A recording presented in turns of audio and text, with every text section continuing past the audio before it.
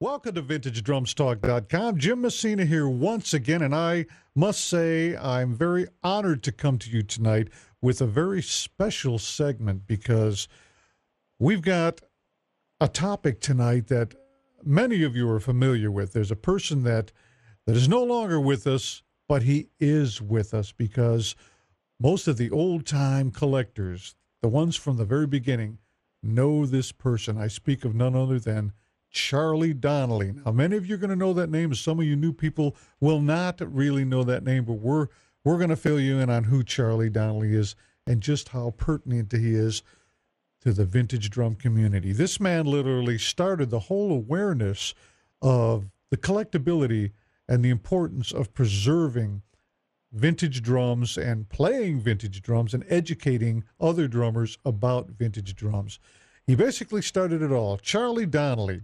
Now, the person that I have on the other line here is someone you may not have heard of, okay? He's another one of those guys that's just kind of underneath the current, but he's been there and plays a very big role, even though you don't know it, in the whole Charlie Donnelly story, and it's an interesting story, too.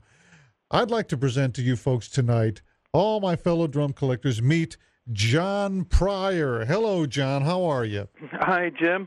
Doing great. All right. I'm so glad you could be here with me tonight. Now, you and I have never met other than earlier today. We did a little preliminary talking, but we had some emailing back and forth. And when you originally contacted me, it was a rather lengthy, interesting email. And to tell you the truth, you were informing me of your association with Charlie Donnelly, and I was surprised at your connection, and we'll reveal that in just a moment here. But folks, if you don't know anything about John Pryor, he's the real deal here. He's been around for many years. He's a school drummer. In fact, you went to Berkeley, didn't you? That's correct. 73, 74. I was up there in Boston attending Berkeley. Uh-huh. And I studied under Gary Chafee. He was my main teacher. I see. But to get into the school, I had to audition for Fred Buda, who was a percussionist with the Boston Pops Orchestra. That sounds very impressive.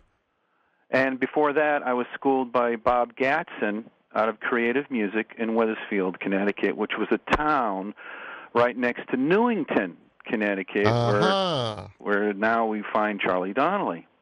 I see. So you were very close to his shop? Yes, sure. I mean, I could bike it out there, and if I wanted, sometimes I did. That's how devoted I was. If I wanted to see that store, I had to get out there. I rode, but it was a 10-minute, about 15 minutes away in car.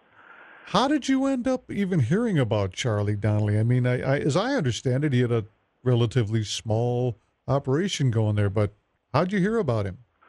At that time, in 1972, I had a girlfriend who bought me a cymbal for Christmas, and she told me of a shop she got at Newington. I said I didn't even know that there was one there. There's a man down there, and she wanted me to go to college, but I didn't know about colleges. Nothing really seemed to suit me. And she suggested that she told him about that, and he suggested to her Berkeley. And then from that, I said, well, I'll go down and talk to the gentleman and see a little bit about the school. That's how I meet Charlie.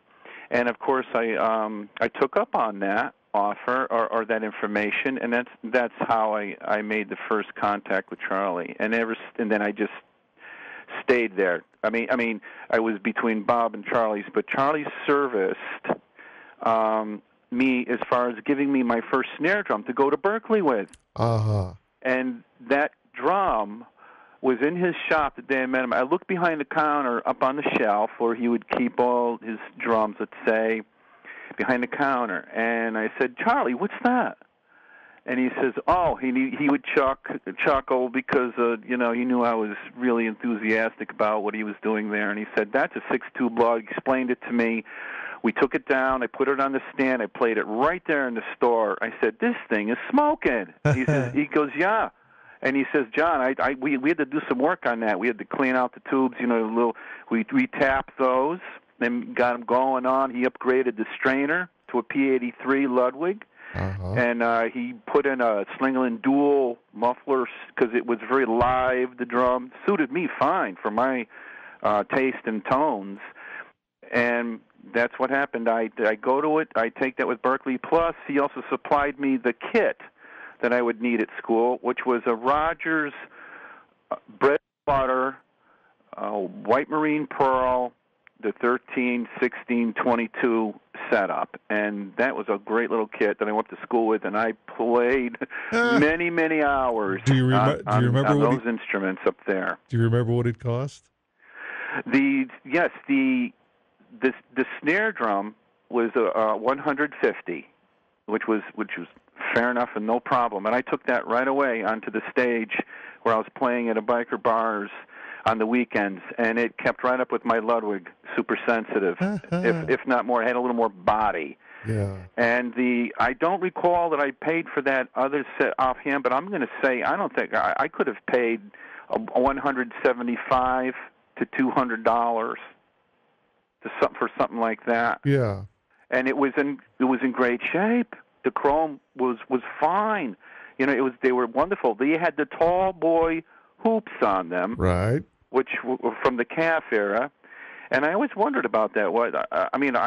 Roger sure makes a tall hoop, I thought. Yeah. But, they were wonderful, and I took those all to the school, to the ensemble rooms. So that drum got a lot of exposure at the school. The snare drum and other players would look at it because most of the other cats would use a Gretsch, or the usual, the Slingerlands and all that. And I had this unusual drum up there, so it was great. It was nice. So he outfitted me beautifully, and it fit the budget. At the time, you were looking at this as a playable drum, and there you've got Charlie Donnelly telling you this is did he call it a used drum, or did he call it a vintage drum? I think he represented it as a vintage drum to me right off the bat.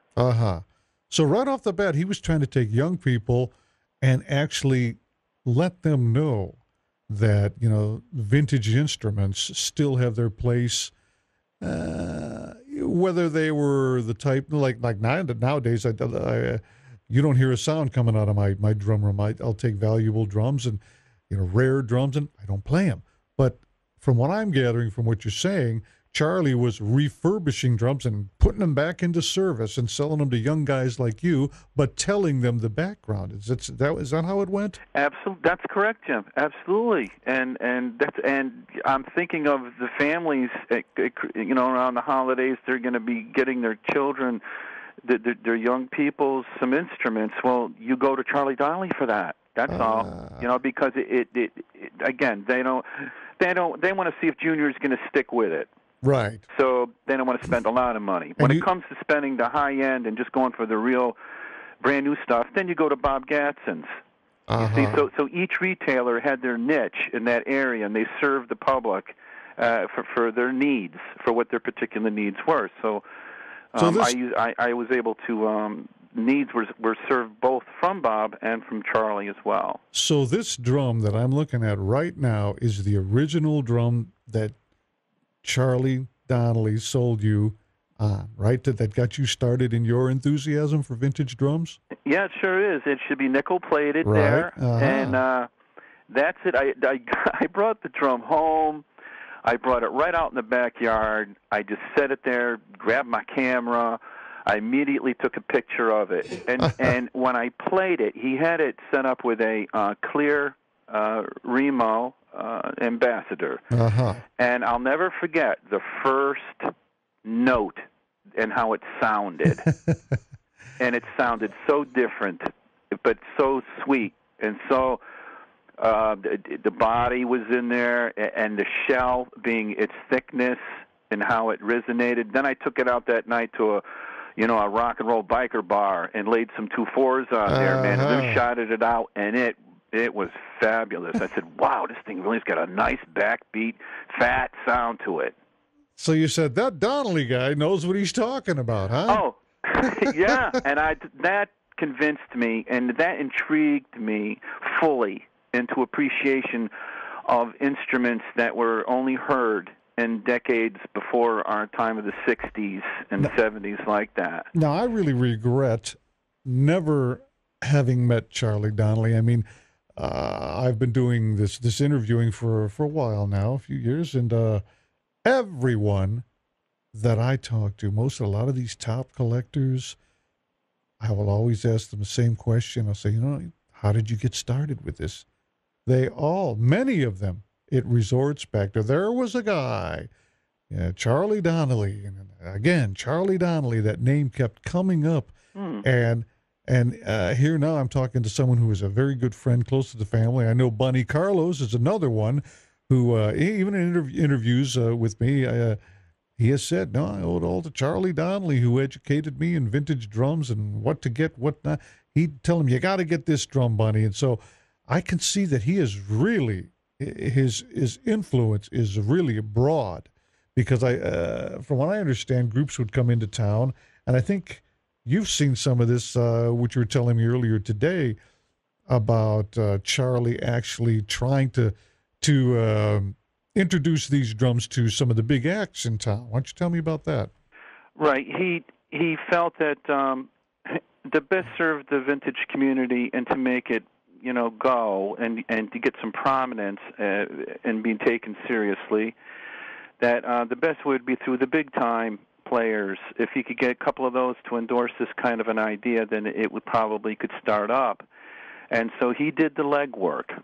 He got in his car, he'd drive in, and he'd have an assistant with him, and someone to do the handling of all the stuff, and he would make the appointments, and they would graciously set it up for him, and he would go over there, and the drummers would test it. I had the nice opportunity. One night he called me. He says, "John, my assistant can't make it. Can you fill it?" I said, "Sure, I'll be right over." I go over there, and we went in, and I went with him, and we went to the Coliseum or whatever it was there in Hartford. Elton John was playing, and so to test the drums out, Nigel Olsson, the drummer, did it just the way you should, just test her right on the job. I went backstage. I handed the drum to his tech. The tech went over and handed it up to Nigel. He after a couple, 3 songs, he pulls his snare drum off the stand. He picks up the radio. It was Radio King. I remember that. Nice wood, beautiful, big old Radio King, 7 inches deep. He puts it on there.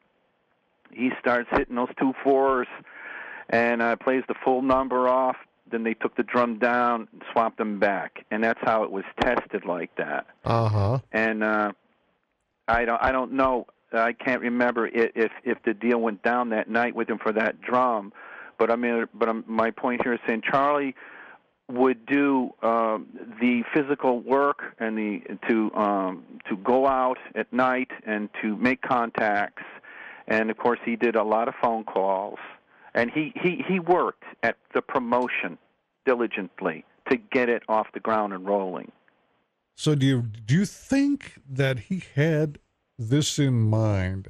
What it's turned into? I mean, look at what the vintage. Now there have been other contributors, of course, that picked up the ball, but the vintage drum community has really grown, and we basically trace it back to Charlie Donnelly. I think there may be some others, and that we'll learn about in the future, but it seems to be, this name keeps coming up, and all I can say is that man must have been totally dedicated to the promotion of not letting these vintage instruments that were made by the 4 American big companies before the Japanese kind of moved in, and things changed basically in the 60s.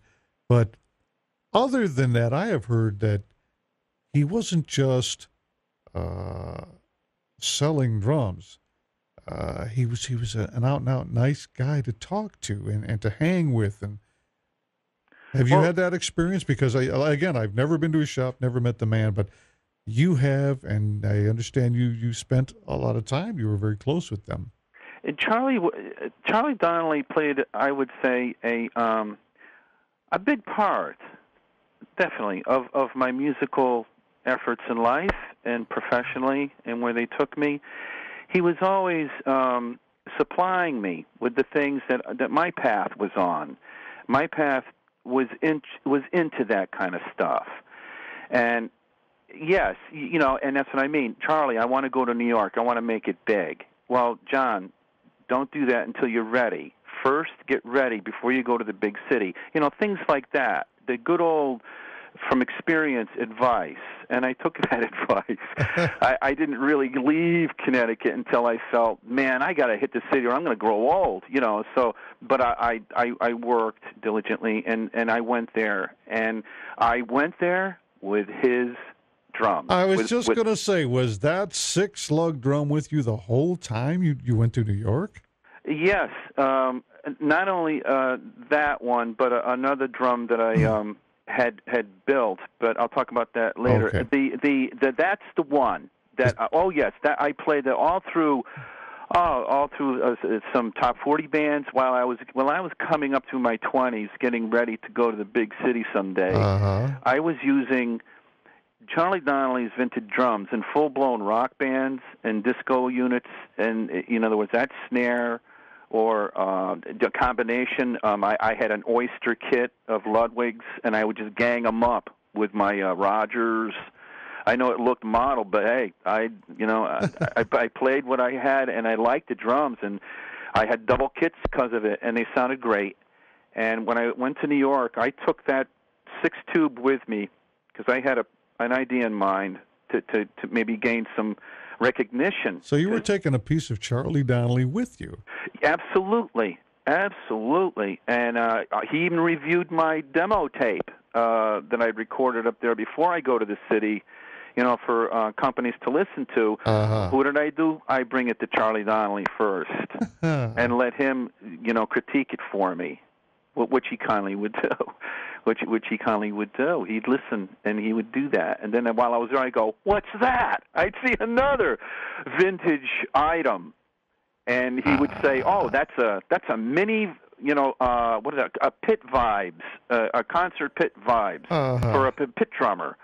And I go, well, what do you mean? It's as big as a small suitcase. How does that work? Things like this. And in the case, you're going to see a vintage foot pedal that you never saw. And I go, well, how do again, when you see that stuff, if it has to touch a chord in you, and you have to feel its musicality just on its visualness, and that's what I mean. And then I'd pick up a paddle, and I'd play that out. I'd take it right out and start using these things. Now, where is the six-lug today? Do you have any idea? Oh, absolutely. It's just about 30 feet from me. You still that? I play it. It's when I'm walking through the house. It's set up in a prominent little corner, and with the pair of sticks. And as I go by the drum, I pick up those sticks, blow a few chops, rudimental things, man, and she's done. I listen to it, I play it, and of course it's there for my actual legit. And this is the drum we're looking at right now, as it is today. Well, yes. That's terrific. Folks, we're talking about Charlie Donnelly. We're going to call him the Dean of Vintage Drums. The whole vintage drum movement, the enthusiasm that we all feel now is basically a direct result of this one man, pretty much, Charlie Donnelly. And we're talking to John Pryor, who is very close with Charlie Donnelly, and this drum proves it. We're going to be right back with another segment with John Pryor. Stick around, guys. This is going to get really interesting. We'll be right back